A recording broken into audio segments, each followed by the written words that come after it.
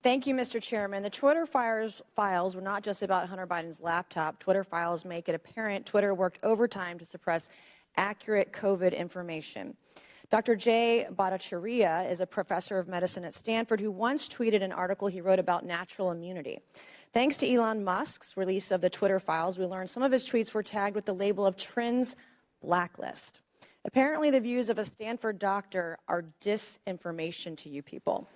I, along with many Americans, have long-term effects from COVID. Not only was I a long hauler, but I have effects from the vaccine. It wasn't the first shot, but it was the second shot that I now developed asthma that has never gone away since I had the second shot.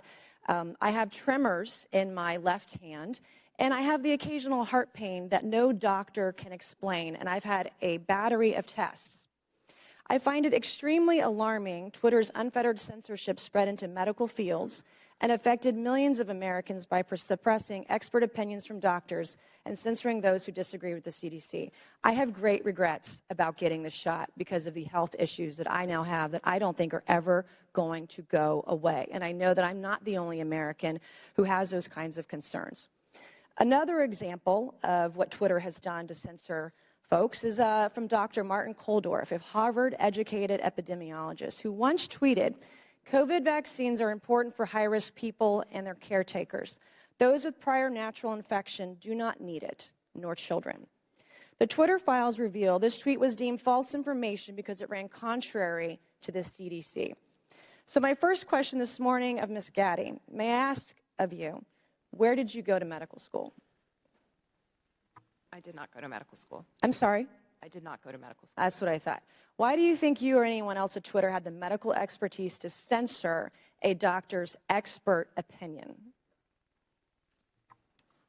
Our policies regarding COVID were designed to protect individuals. We were seeing... You guys censored Harvard-educated doctors, Stanford-educated doctors, doctors that are educated in the best places in the world, and you silenced those voices.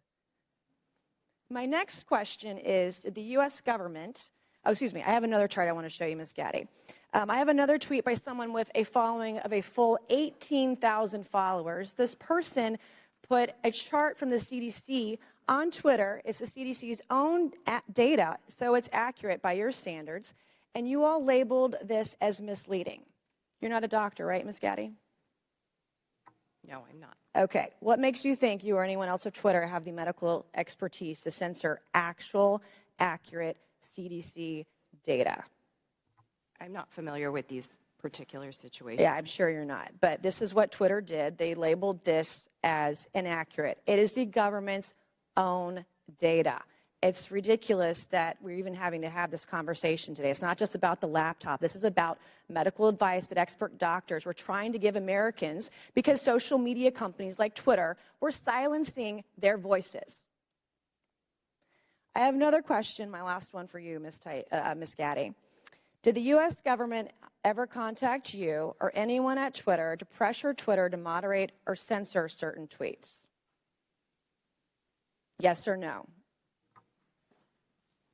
We have a program. Did the U.S. government ever contact you or anyone at Twitter to censor or moderate certain tweets? Yes or no? We receive legal demands to remove content from the platform from the U.S. government and governments all around the world. Those are published on a third-party website, and anyone can review Thank them. God for Matt Taibbi. Thank God for Elon Musk for allowing to show us in the world that Twitter was basically a subsidiary of the FBI, censoring real medical voices with real expertise that put real Americans' lives in danger because they didn't have that information.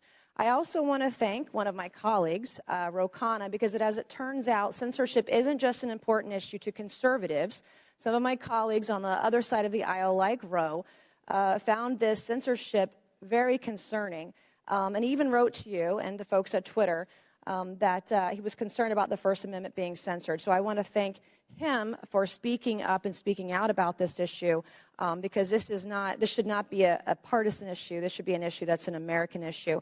Mr. Chairman, I would like to enter into the record, I ask unanimous consent, to enter into the record a Wall Street Journal article from December 9th, 2022 by Justin Hart entitled "The Twitter Blacklisting of Jay Bhattacharya enter the record, please, Mr. Chairman. Without objection, so ordered. Thank you, and I yield back.